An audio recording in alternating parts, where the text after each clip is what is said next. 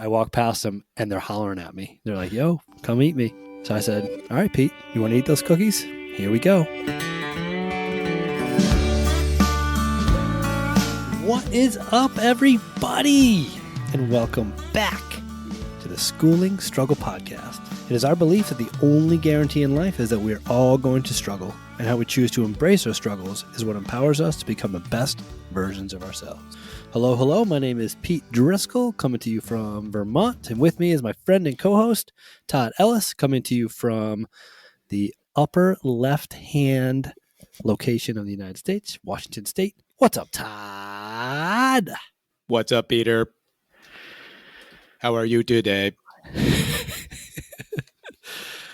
I am sterling. One day I was talking to a older guy that I used to work with when I taught snowboarding. He was a ski instructor. Came in one day and I said, "How you doing?" He said, "You know what, Pete? I'm sterling." And I was like, "Oh, that's an awesome way to respond to that question because nobody says that." So yeah, right. I'm sterling. Things are going well, and I'm sterling. That's wonderful. How are you doing? You know, I do well. I'm doing all right. We got a little heat snap, so I'm getting used to the heat. Got the grandkids. They're about all the time, so getting used to them. As in, like they're moved in? No, my daughter's in town, and so they're in and out more often than they used to be. So it's fun to have breakfast with the grandkids and nice, spend time, do cool things. So yeah, hope you bring them to the Jack in the Box and get that super duper breakfast sandwich that you talked about a couple episodes ago. That's not going to happen, but they'll have to explore that at their own time. So when I had the idea of making this podcast, I was talking to a couple of my friends and students about it. And one of them was really concerned. And they said, you know what, based on the schooling struggle thing, I just don't think that you're going to have that many topics. Like you're going to run out of content pretty quick. And as I think about that now, I kind of chuckle because I feel like we have endless topics. So for those who might not know, Todd and I have an ongoing Google Sheet that if either of us ever get an idea of a topic for an episode, we just go in there and type it in. We also have lists of people that we want to talk to and some other things. But the primary content of our show is what's relevant and happening in our lives, or let me say what's relevant happening in my life at the time. So I thought that I'd be referring to this bank of ideas to help get ideas for the shows, but there's always something relevant and pertinent and kind of percolating in my mind that I want to talk about when we record on Monday nights. And today is just a great example of that. So there is no shortage of ideas for episodes, and I'm excited about this one. Can you hear the fan in my background? I cannot hear a fan in your background. Good. Thank you. Yes. We have 2 new kittens, and let me rephrase that. My wife and my daughter have 2 new kittens, and they just run around and pounce on each other, and they're 9 weeks old, and they're tiny little kittens that just beat the crap out of each other, and I can hear them running around upstairs, but I'm hoping you can't hear them either. I cannot. So we're fans and cats. But we're not cat fans. That's what's so fun. So you have no idea what we're talking about tonight. Nope. I texted. We had a text exchange this morning, and I said, "Do you want to know what the topic is for tonight?" And you said, "Player's choice." And I said, "All right." That's not actually what you said. I may have referred to a lyric that might not be super appropriate for everybody here. I laughed out loud when I saw it. I like mid-90s hip hop. Anyway, the focus of tonight's content is what I'm calling the spirals of life. Ooh. And I recently had a conversation with a really good friend about the spirals of life. And what I've come to learn about myself and from talking to many people is that we often live in what I call spirals. And when we're spiraling in a positive, quote unquote, good or upward trajectory, things are spiraling in a way that we're happy about or positive about, or we're feeling productive about what it is that we're doing. Conversely, when things spiral in the opposite direction, it's just that, the opposite. It's when things are not going well and we feel like we're in a rut and we can't get out of our own way. And there's things that are happening in our life, both within and outside of our control, that are impacting our life to kind of spiral into a negative mindset, I guess, or just situational occurrence. It's another way to put it. And with the spiral, I think everything kind of is related. So it can be your body, your mind, all these things. And to give you kind of a more concrete example of what I'm talking about, I'll just take one from my own life because that's the only thing that I'm actually an expert in, is when I'm spiraling up. And when I'm spiraling up, this is kind of what happens. My mind is in a good state. I'm mentally strong. Things are going well. And when things are going well for me, I tend to be more committed to the things that I think are more important in my life, the things that I say are my priorities, such as my family and my fitness, those types of things. So my relationships are going well. I'm working out on a regular basis. I'm eating well. I'm sleeping well. And because things are going well, they kind of fuel each other to go well. So if I'm working out well, I'm more inclined to eat better. And when I'm working out and eating better, I'm more inclined to be more productive. And when I'm more productive, I'm more inclined to sleep better. And this thing just kind of spirals upward in a positive way that moves me closer to the person that I'm desiring to be. And on the opposite end of that trajectory is when I'm spiraling downward. If maybe I'm not working out as much and I'm not eating as well and I'm having a hard time managing my relationships, and those things seem to kind of come in bunches and one impacts the other. So when things are spiraling well, they kind of support each other. If you think of like building a building and you're building the scaffolding and one piece of scaffolding is built on another and that goes up. And it's the same way when I'm spiraling downward. So my questions tonight are, what are the things that can disrupt our flow or our routine in our lives? And I want to talk about specific examples from each of us.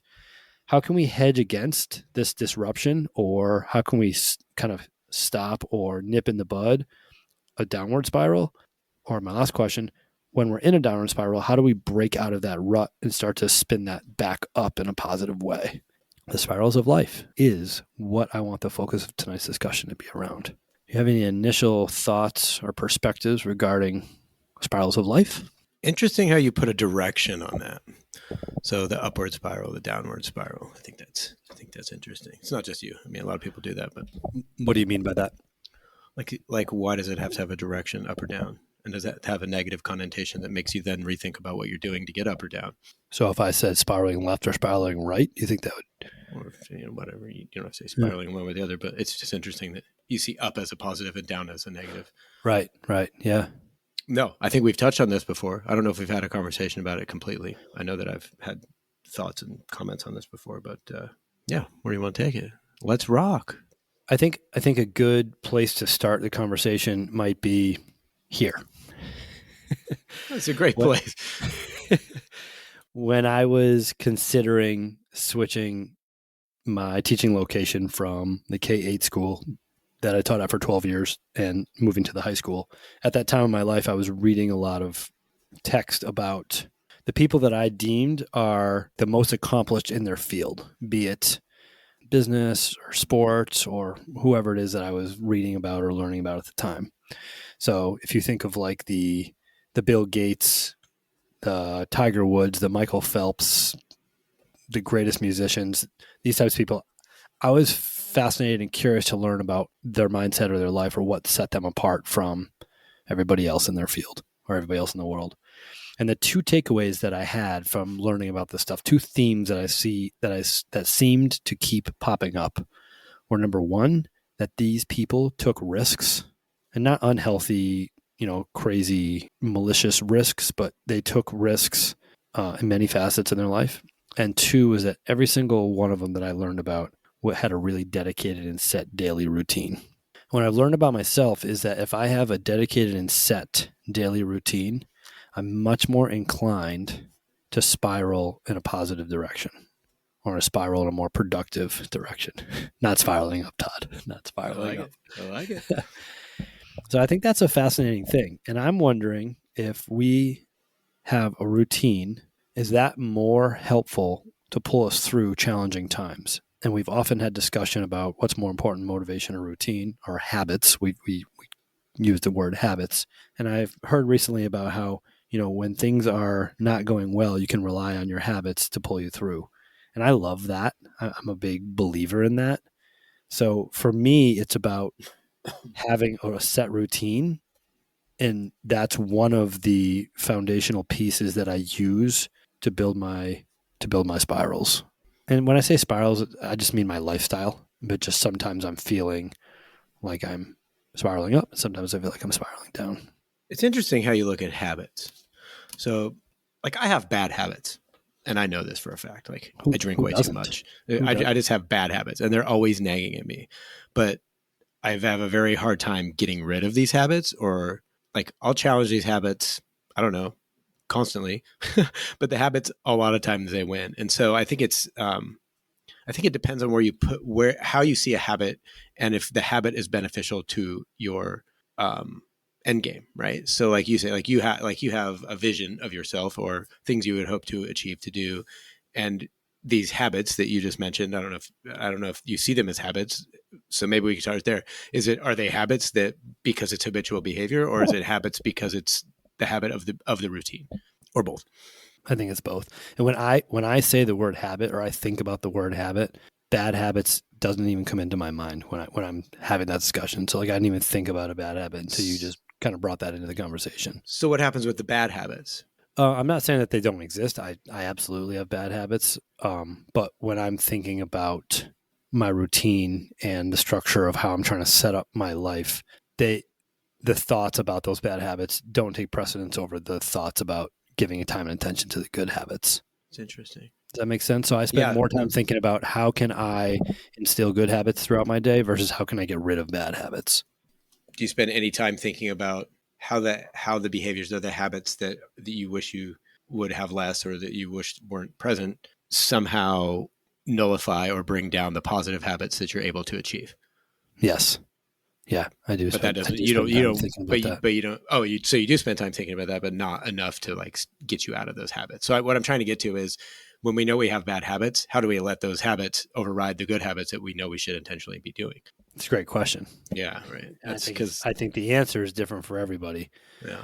Um, I don't know. I guess it's interesting when we talk about habits. I'm thinking about, all right, what are some things that I can instill in my life that are going to make my day and myself move closer to the person I'm striving to be, versus what are the things that I'm doing wrong that I'm trying to change. Yeah, I, that's yeah, exactly how I see habits.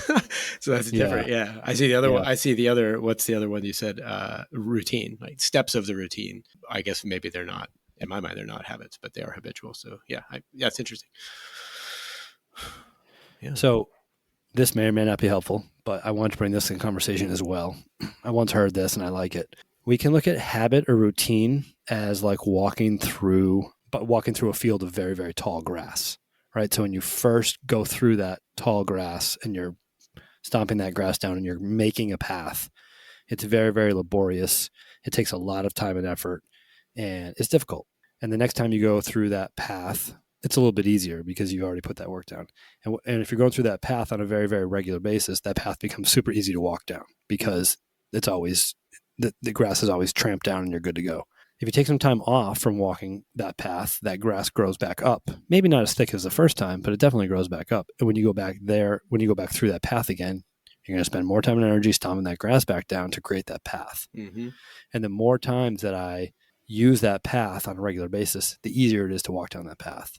I think habits are very, very similar to that analogy in that they're really difficult in the beginning, but once they're done regularly, it's easier to keep them going. But that if we stop doing them, or however you want to say it, there's a time lapse there. Going back to it is very difficult. Mm-hmm. It's not as easy as just like as it was. Yeah, sure. There's neuroscience around that, right? Absolutely. Yeah. For sure. Yeah, So that's it's kind a of great what analogy. Yeah, that's a great analogy. yeah. So for me, if the question is, what disrupts my flow or my routine, Mm-hmm.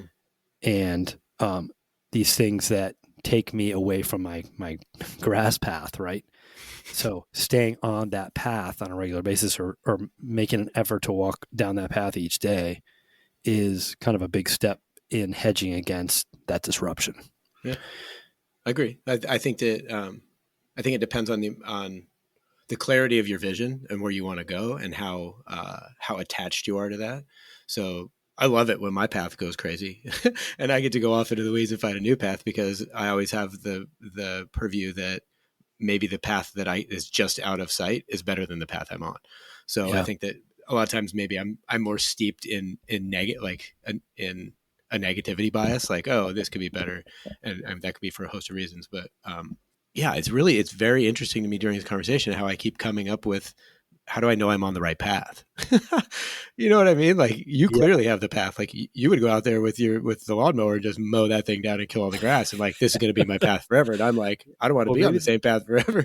I think I'm just more of a control freak, and that's not a good thing. But is it control or is it just, you know what you want? That's so crazy to me. Like, I don't know. It's weird. I mean, it could be both, but Yeah.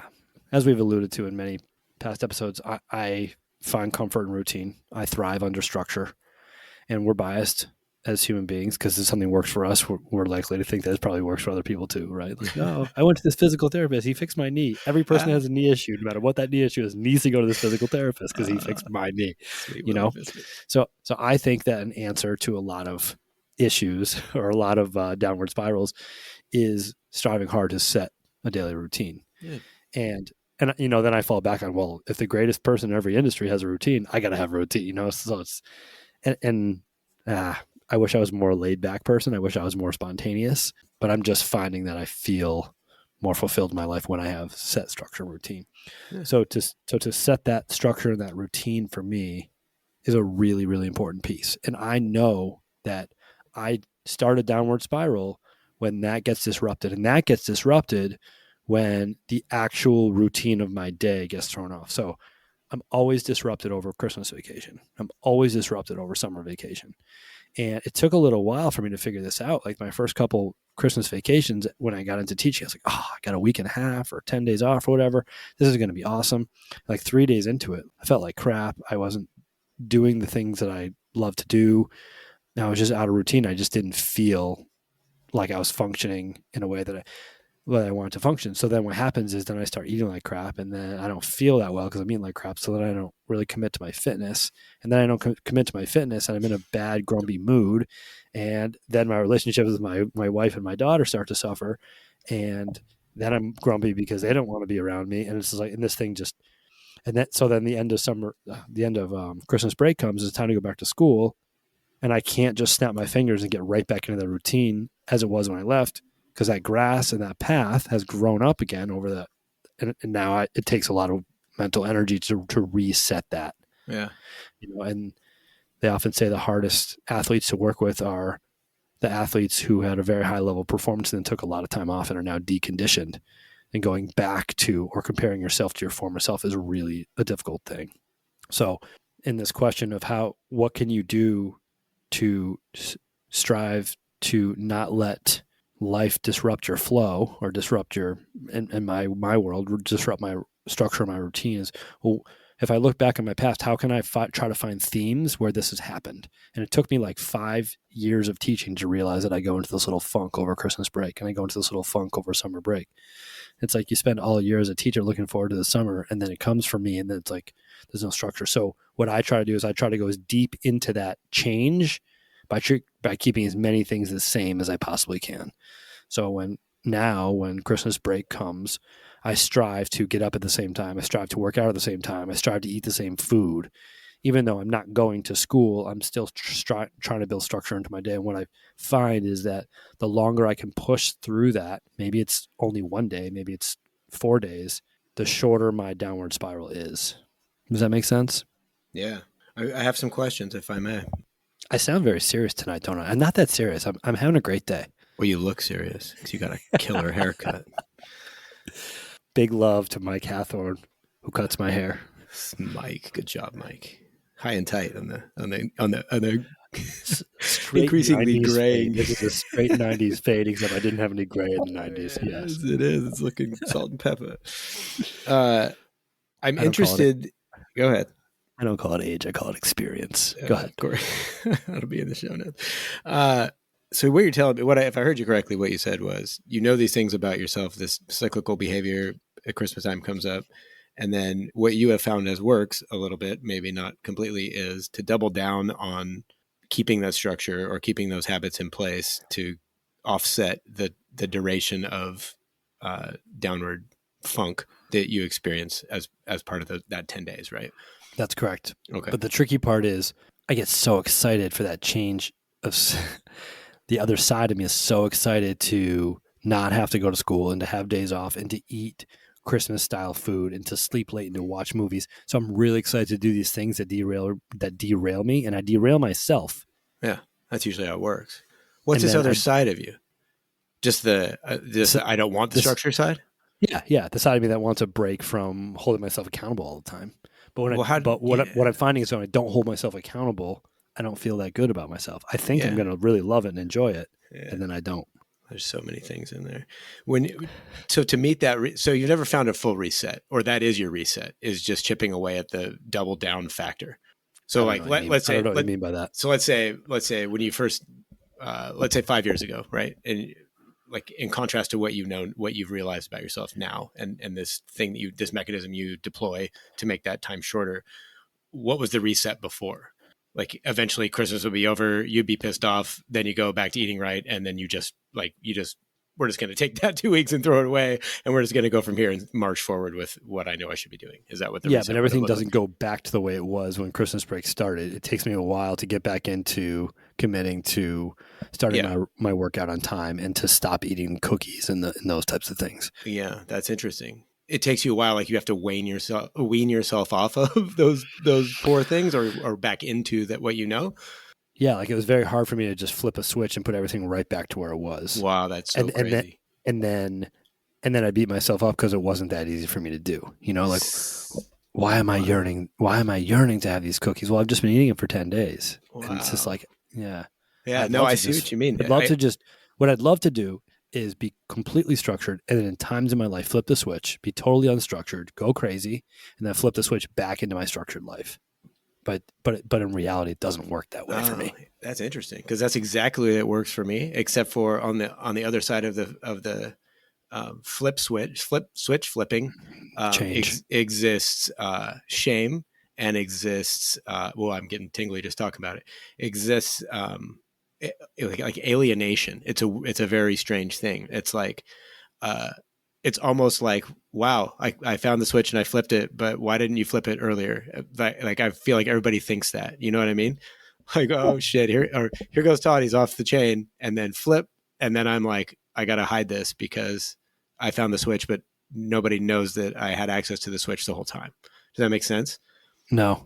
So like, here's a perfect example. For the last 2 weeks, I've just been, drinking, eating, doing whatever I want with all my friends. And then I realize this is getting way out of hand. So this morning I flip the switch and I go back to CrossFit hard. I'm biking to CrossFit. I'm running home. Like I just go hard at it. And then, now I'm counting my macros again. I'm back on my diet. I'm eating carrots over here. And I wouldn't have done that yesterday. I was eating Triscuits and cheese and crackers they're going out of style, right?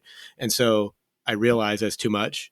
I stop it. I get back into the routine of everything all at one time. So wholesale. Like I've meditated in a week or two. This morning I'm meditating. Then I'm doing yoga. Then I'm going to CrossFit. So it's all just right back on. So let But me ask you this: when you yeah, decide to flip the switch, and you yeah, do, you yeah, wake up that next day, and yeah. you've been switched back. Do you yearn or crave those things that you were just doing for the last 2 weeks? And it's hard to keep that commitment to yourself because No, I it's can not do hard that to. too. Like I can It's not hard. travel, and then the day I get home, I'm good to go. But Yeah. It's not hard to keep the yeah, commitment to myself. I think the problem where it falls apart for me is I have this strange, um, maybe it's a misunderstanding, or maybe I constructed it in my head. I'm not sure, but like I run around with we've talked about this balance before with my friends and in my wife's circle of friends and all of our friends, and we go do things that are fun, and that usually involves some of those things that I know I get out of control with. So then when I bring it back, I feel shameful, I think, because I feel like now I'm doing a disservice to the person I actually am by creating somebody who, it's not that who I'm not, it's somebody who's not aligned with those times with those people. So it's almost like I'm out of sync with my friends. Does that make sense? Because now they'll look at me and be like, well, I thought we were going to the lake today. That means we're going to drink a whole bunch of beer. And I'm like, well, I'm not drinking any beer today. And then they're like, oh, here we go again. So that reinforces, oh, Todd's back and he's flipped the switch, right? And then you're like, well, I don't know. so, something that a lot of people kind of poke fun at me for is being all or nothing Yeah. about stuff. Like I don't desire balance. Balance is hard for me. Yeah, same. Like I'd rather. It's so easy for me to jump on a bike and ride 53 days in a row because the only thing I have to do is get up in the morning and pedal. Yeah. But balancing life is really, really difficult for me. And I'd much rather like the thought of like, I have no desire to go to the military. It's just not my thing. but to go to boot camp for 8 weeks where I just wake up in the morning and you just tell me what to do and I do it, and there's a lot of physical challenges in there, like that would be amazing for me. Like I would love that. I would absolutely love that, because all I do is just focus on the task at hand and I don't have to worry about a lot of the other stuff.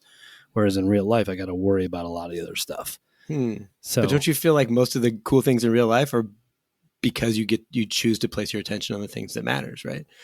I would hope so. Yeah. I mean, I know what you're saying. Like if I could just go do that for 8 weeks, but I wonder if you got there for 8 weeks and then you'd be like, no, I can do this for the rest of my life. Somebody just tells me what to do and I don't have to think about it. Like that's kind of weird. So I want to ask you this. Yeah.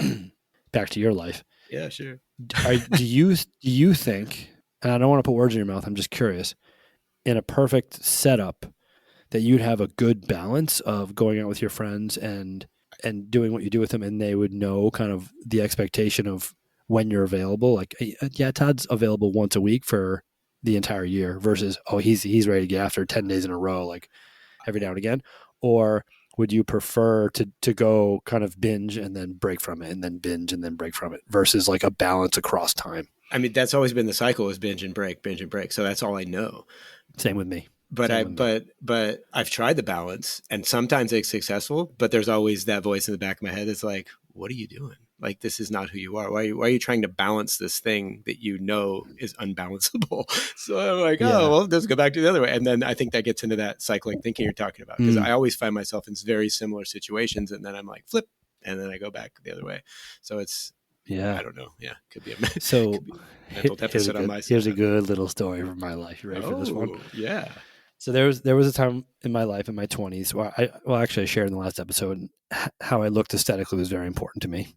My percentage of body fat played heavily into my decision making about everything, particularly what I ate. That makes sense, right? Mm-hmm. And I would go months eating the same thing for breakfast, the same thing for lunch, the same thing for dinner. And I find comfort in that. I love that. I have no problem with that. I could do that forever. And I was walking through the grocery store one day and there was this, in the bakery section, there was this bucket of M&M chocolate chip cookies. And I was like, and I had like a hankering or a craving for it. I was like, huh, that's weird. I don't get hankering for sweet food. Like, I like salty stuff. That's weird. But that looks really good to me. Whatever. And I continue on. Like, at that point in my life, I could literally go through the grocery store with my eyes closed and know where my stuff is. Like, I only bought the same stuff every week. Yeah.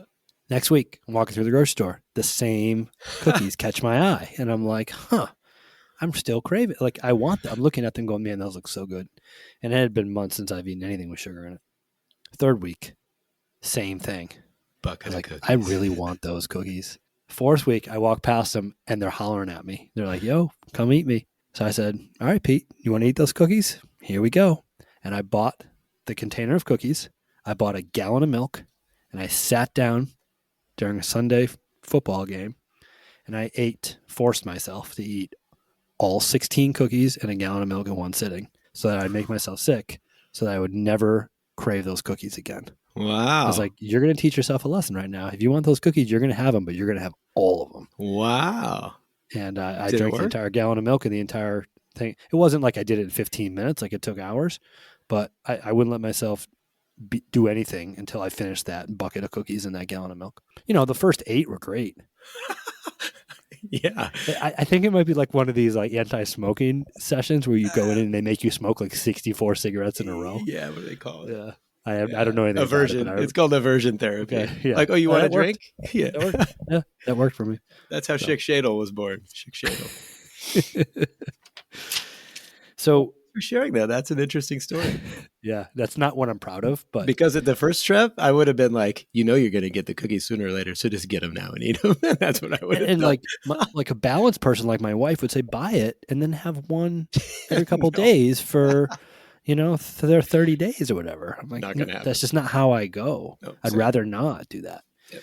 So getting back to my questions, what can disrupt your flow? So I've learned for me that a change in my school routine, a change in my and if we go away on vacation, that's fine with me. It's like that's completely different than when I'm home for the summer or home over Christmas break. I'm okay with being out of routine when I'm on vacation, although I do kind of default to making my own little mini routine whenever I'm on vacation. I'll try to get up at the same time and go find the gym or whatever. Is it an agreed upon situation? So like your family knows like is okay with me if this doesn't happen. So then it kind of lets you off the hook of being pissed off. Is that fair to say? Like my wife knows if we go to Disney World that I'm going to wake up at 5 and go to the hotel gym before Or they get that, up. or the Is other that what you side, mean? or you're not going to, and that's okay with you. Like you've proclaimed Yeah. that this is okay with me. I'm not going to Yes. hold myself. So you can let yourself off, and I it do. I doesn't call them bother you as events. much. So my goal is to stick to my structure. Mm-hmm.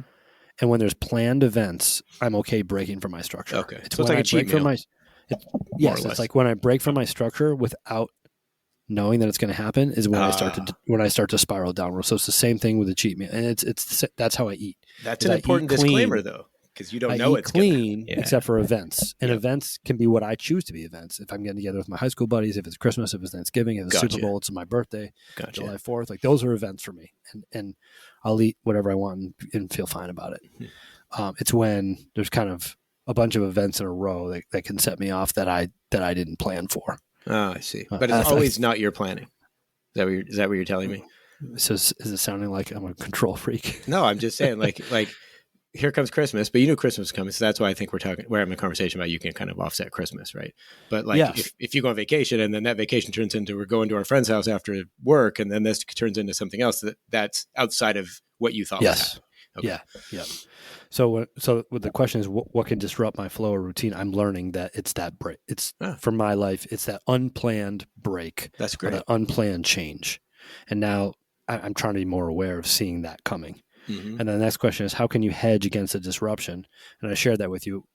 If I know it's coming, striving hard to lean into my routine and get as much out of my routine as I can. So, if my routine is this, and this, maybe of those 4 things, I can still get in 2 or 3 of them. Yep. And then that prevents me from getting into a downward spiral as quickly. Interesting. And it also can stop. It can slow the progression of the downward spiral, so it's easier to get out of the rut. So then the third question is, how do you break out of the rut?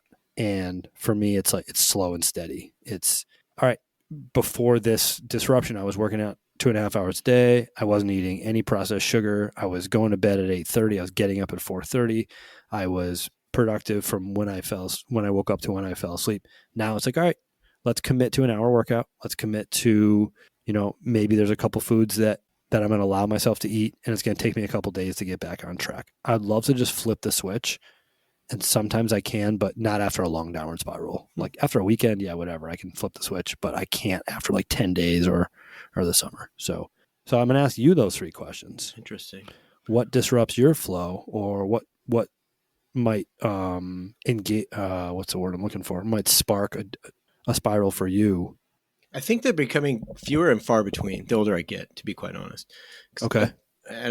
We've talked about this before too, but when my kids aren't around, I tend not to get half as spiraled, triggered into a spiral. So that answers my question then. What can disrupt your flow is when your kids are around. That's definitely one of the things. I also struggle with the things like you, like not as sporadic as I like to be. I don't like other people impeding on my schedule. It just irritates the hell out of me. So it's like, what do you mean I don't know. There's a gray line here. Like if it's something that I see as fun, then I'm more apt to go do it and it won't bother me. But if it's something where you're taking away from the time that I had something maybe already planned but not communicated, then I feel like you're stealing from me. So that definitely triggers me. Yeah, that's a big one actually for me. So yeah, and I think it goes with the kids because they're always kind of stealing your time and they don't ever ask you for it. So it's just like okay. So then the second question for you is, how can you hedge against future disruptions like that? I guess you can more clearly communicate. Like that works out well for me. Like, hey, I got this thing going on, because most of the time if Jocelyn and I get in an argument about that, like, hey, why are you signing me up for this stuff or whatever?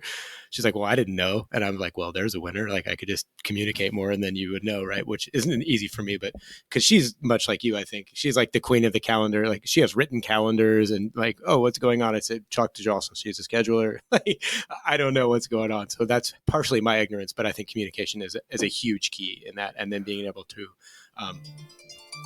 being able to articulate in a way that is meaningful to somebody else, that you're not just like, this is my time, this is your time. It's more of I'm meeting you halfway to tell you what I have going on. So you don't think that I'm just being terse about you stealing my time. I don't know if that Number answered your one question. rule in our relationships, ABC. Always be communicating. Yeah, it's tough. It's a hard ABC. one. Oh, so hard. Yeah, for me, So I hard. don't know. Yeah, and then question number thrice. How do you break out of the rut when you find yourself in it? And I know you've already talked about that a little bit, but you just say, all right, tomorrow I'm going to wake up, flip the switch, and get back. And then but I don't see that as in the rut. I see that as I'm already a foot out of it. So like, I feel like you're in the rut if you can't. Like the rut to me is if you can't flip that switch, if you can't make that change. oh, see, I If feel you're like telling me that at any point in your life you can just flip the switch and go back, I don't know that you're ever in the rut. no, I feel like the rut is realizing that you're in the hole and you have to do something about it. The pre-switch, that's the rut for me. Like, oh, this has gotten so bad now that I'm going to have to go to extremes in order to get this reined in, and not knowing what to do there, or not knowing what led you to that deepness. Like, what did I not communicate this time, or what slid aside that I didn't notice this time. That's the deepest part of the rut to me. Yeah, and then the rebound is like I told you earlier. Then there's this looming shame about why couldn't I have seen the problem before the rut got that deep that I just flipped the switch. And I think that's where we both have the thing, like we can't balance. That's why. So I'm just putting this together now, I think one of the reasons why I feel so connected with you is that I feel like you understand my yearning to not live a balanced life. Like you hear so much about a fulfilled life is balanced and everyone should strive for balance. I hear this all the time. And it's like, all right, well, yeah, that's right. I probably should strive more for balance. And I truly believe my wife is like the model of balance. Like she doesn't let one thing kind of say, yeah. Yeah, it blows my mind. It's amazing. But I don't yearn for that. The balance, yeah. I don't even really know what it means. Because I'm like, what do you mean balance? Like it's all or nothing. Like it's black or white, right? I don't know. I don't know if I should be beating myself up about not liking the balance because I don't even understand why balance needs to exist. That's where I'm at. Is like for so many years I was like, oh, I just gotta live more balance, get a little more balance. And maybe it's like, I don't know. Maybe for me that's not the answer. I don't know. Yeah. What about your siblings? Are they the same way? About the balance factor? I would say so I'm the middle of three boys. There's a 9-year span between the three of us. And I truly believe that my younger brother has the best characteristics of both my older brother and I. So all the things that are really positive characteristics about my older brother, my younger brother has. All the things that are positive characteristics about me, my younger brother has. So I think that he's incredibly balanced. He just paid attention. That's what happened. My older brother he struggles with balance in some aspects of his life, and he's got it dialed in others. Yeah. Don't we all? Yeah. Interesting. Yeah. Yeah. Yeah. Cool. So to the last question, I don't know how to get out of that. That's one of my main drivers is to constantly be aware of and try to play with the levers inside of that deepest rut. And then I'm chuckling because is the best way to get out of the rut to never fall in the rut in the first place? I mean, I suppose, but I don't think we can ever avoid the rut in life. Yeah, no. Hence schooling struggle. Struggle. Just saying. Man, these conversations go by so quick for me. Yeah. Yeah. Holy smokes. It's awesome. Yeah. Oh, well, I really, really appreciate your thoughts on insults. I like your insults. Yeah, I bet you do. Yeah, we need to do I really appreciate your thoughts and insights. You can insult me whenever you want. No problem. On this. And for everyone out there who's listening, we appreciate your ears. We thank you for your time, and we're incredibly grateful for your attention. We are the School and Struggle Podcast. We are spiraling out. The